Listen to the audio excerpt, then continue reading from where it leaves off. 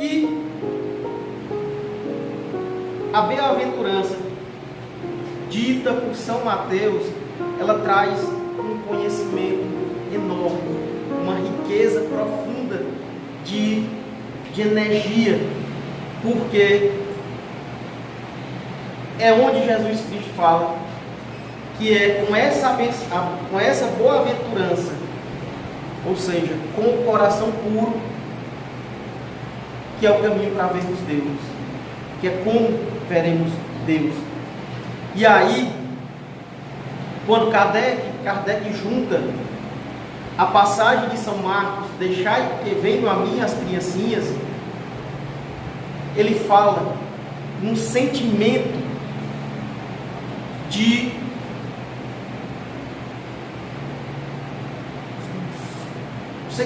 humildade, de pureza, de paz que uma criança tem. Porque nós que estudamos a doutrina espírita, sabemos que uma criança ela vem de sucessivas encarnações. Ela é um espírito que já teve algumas passagens terrenas. Só que naquele momento, enquanto criança, a lei divina nos faz esquecer essas experiências passadas para termos novas oportunidades. Ou seja, é na fase da infância que a criança não manifesta nenhuma tendência mal. É na fase da infância que ela não demonstra orgulho nem egoísmo. É na fase da infância que aquele espírito duro vem revestido de pureza. Ou seja, ela é simples e humilde. E aí, quando Kardec junta o Evangelho de São Marcos com de São Mateus, dizendo na mesma passagem, no mesmo capítulo, que tenhamos o coração puro, é justamente tendo o reino dos céus semelhante a crianças, ou seja, simples e humilde. E se a gente for analisar o contexto, a gente vem também, quando já foi criança, quando Jesus Cristo chegou e começou a pregar a boa nova, a nova lei, já existia uma lei, que era a lei de Moisés. E a lei de Moisés, ela está escrita no livro de Levítico, do Antigo Testamento. As leis que existiam naquela época, as leis divinas, eram as leis de Moisés. E a pureza de coração, a pureza que os judeus externavam, ela era uma pureza material, física. Em Levítico 21, versículos, no capítulo 21, do versículo 18 a 21, nós temos uma passagem muito interessante, que é a passagem que diz assim: pois nenhum homem em que houver alguma deformidade se chegará, como um homem cego ou coxo, ou de nariz chato, ou de membros demasiadamente compridos, ou homem que tiver o pé quebrado, ou a mão quebrada, ou corcunda, ou anão, ou que tiver defeito no olho, ou sarna, ou impige, ou que tiver testículo mutilado. Nenhum homem da descendência de Arão, o sacerdote, em que houver alguma deformidade, se chegará para oferecer as ofertas queimadas do Senhor.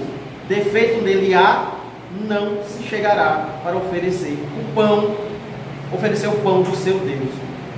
Então, quando Jesus chegou com a nova lei e estava andando com os discípulos, os judeus, que naquela época começaram a entender a lei divina e seguiam Jesus Cristo e conhecer a nova lei, perguntaram: por que teus discípulos não cumprem as leis?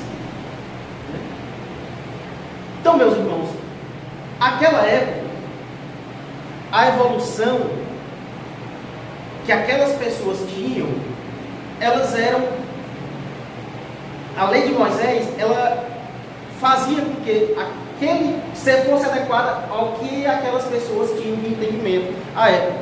Por exemplo, Quando a gente fala de Moisés falava guardar o dia de sábado, ele queria que os patrões daquela época, digamos assim, tirassem um dia para que seus funcionários tivessem um momento de descanso, um momento de reflexão, de lazer, de oração. Entendeu? Então, essa lei de Moisés, ela vinha regular o que as pessoas daquela época entendiam como evoluídos. Ou seja, aquelas leis já vinham para melhorar aquela população naquela época. E chega Jesus com umas leis dizendo, não é limpando as mãos, porque os discípulos falavam, né, que os discípulos não cumpriam a lei porque eles não lavavam as mãos antes de se alimentar. Então, a pureza àquela época era uma pureza de limpeza exterior, limpeza corporal, de higiene. Era necessário na lei de Moisés, naquela época, ter uma lei que dizia, olha, tem que ter higiene antes de comer. Porque era necessário para aquela evolução. Eles não tinham noção eles não eram evoluídos. Hoje a gente tem isso, a gente desde criança sabe que a gente tem que se manter a higiene pessoal, né, para não adoecer. Então Moisés, naquela época, tinha essas leis, foi tudo divinamente programado para que houvesse a evolução. Então nós temos uma jornada evolutiva. Inclusive nós sabemos que temos a terceira revelação que Kardec, Cristo, disse. Então nós temos a lei divina de Moisés, nós evoluímos para a lei de Cristo, né, onde ele chega e disse, a pureza de coração, a pureza não é essa do corpo externo, é a pureza de coração. E aí nós temos a terceira revelação com Kardec. Então nós temos uma jornada evolutiva, certo? Uma jornada evolutiva. Então Jesus veio e trouxe a mensagem de pureza de coração e colocou nas pessoas. E aí, em um dos livros que eu pesquisei, o livro chamado Jesus no Lar, ele é um ótimo livro, vocês podem achar ele no PDF, muito bom. E ele é um livro de Francisco Xavier pelo espírito de Neio Lúcio.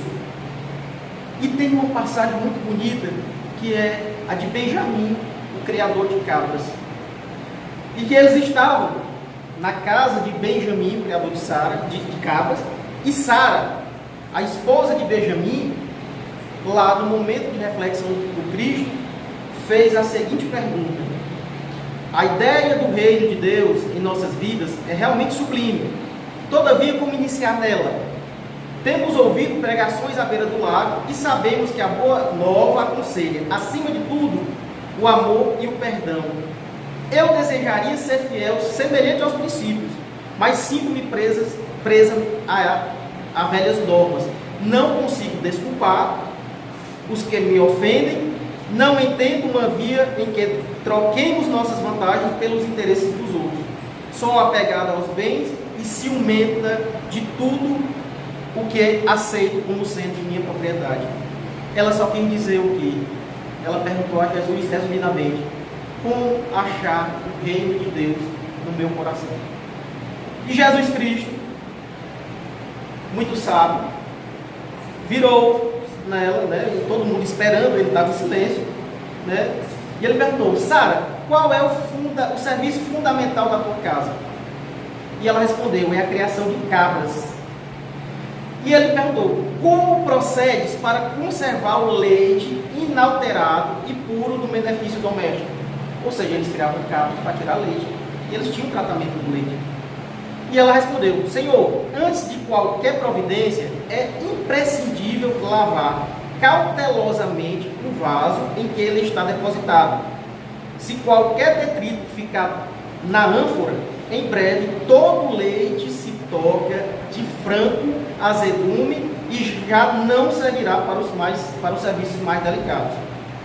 Jesus sorriu e falou: assim é a revelação celeste no coração humano. Se não purificarmos o vaso da alma, o conhecimento, não obstante superior, se confunde com as sujidades do nosso íntimo, como que se degenerando, reduzindo a proporção dos bens que poderíamos recolher.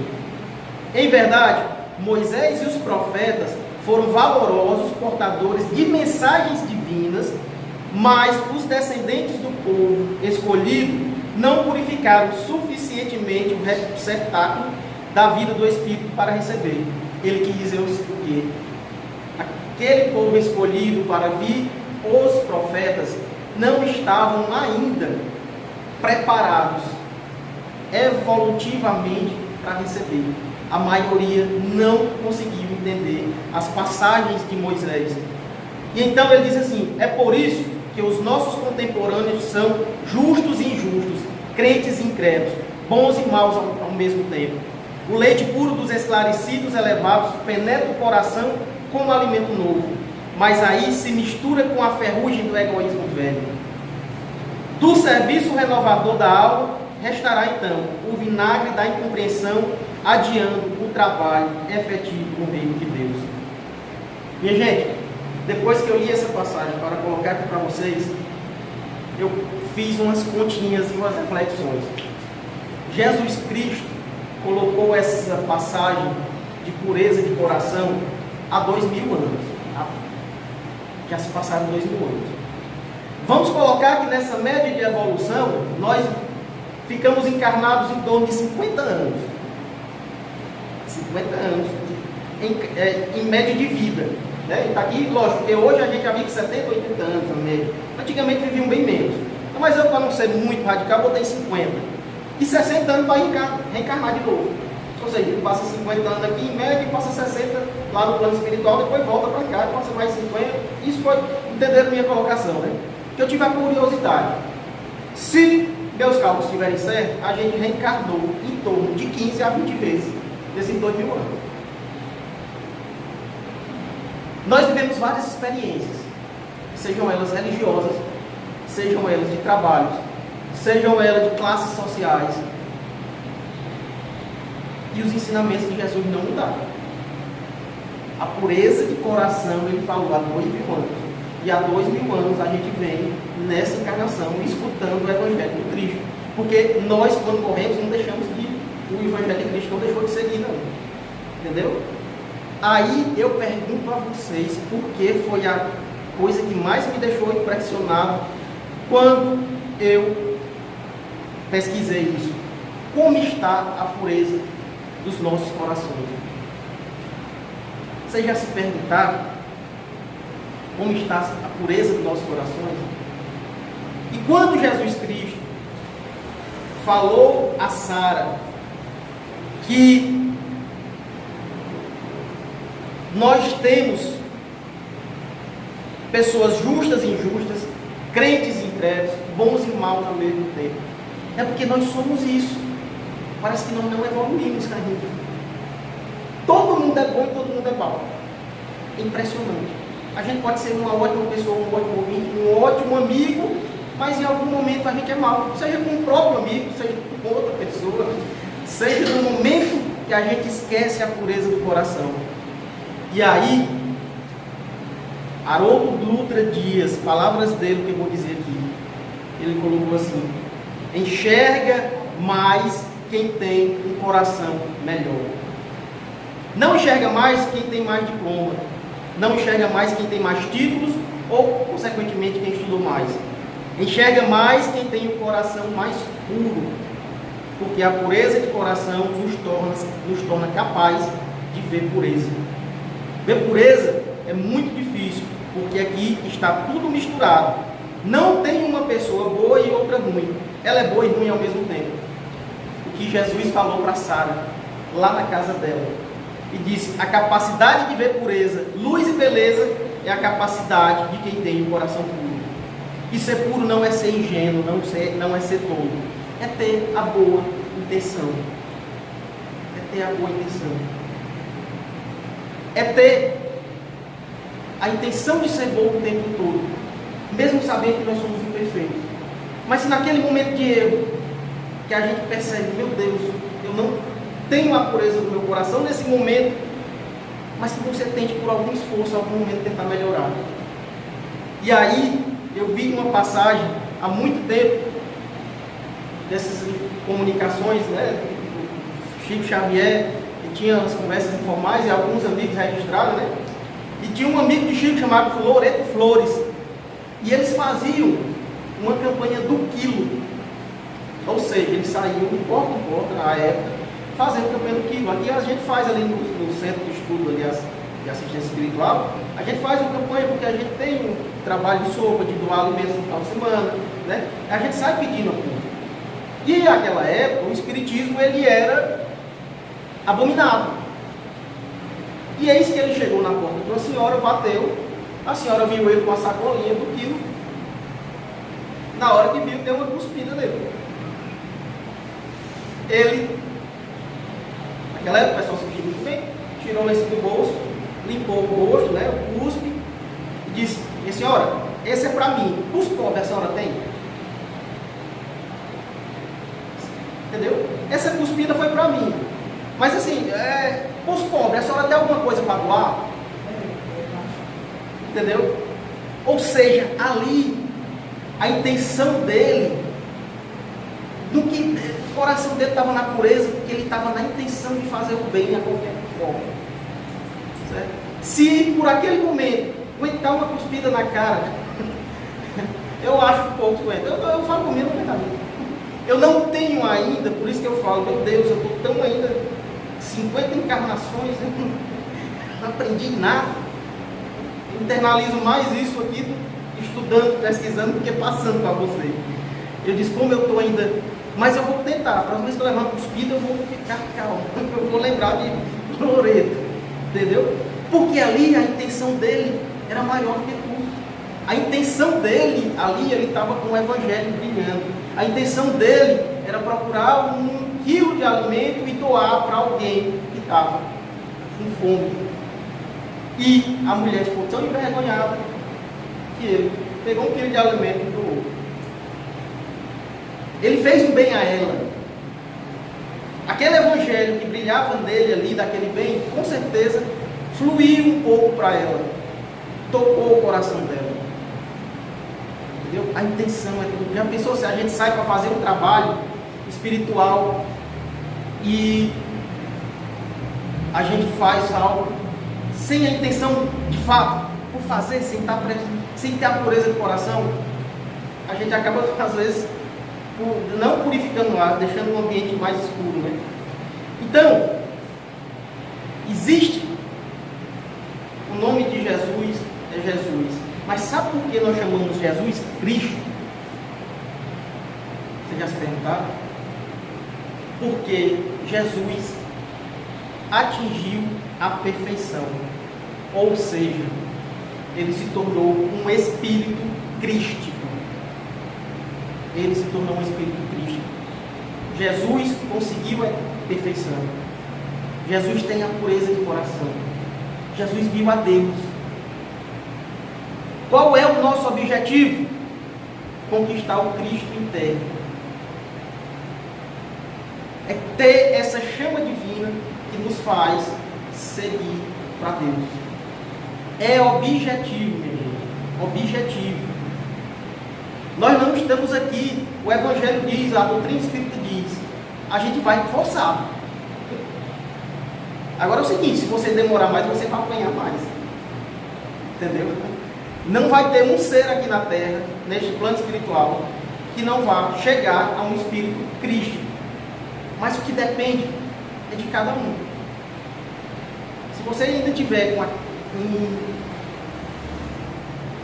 com a pureza do teu coração ainda um pouco dura, procure algo que vá te melhorar.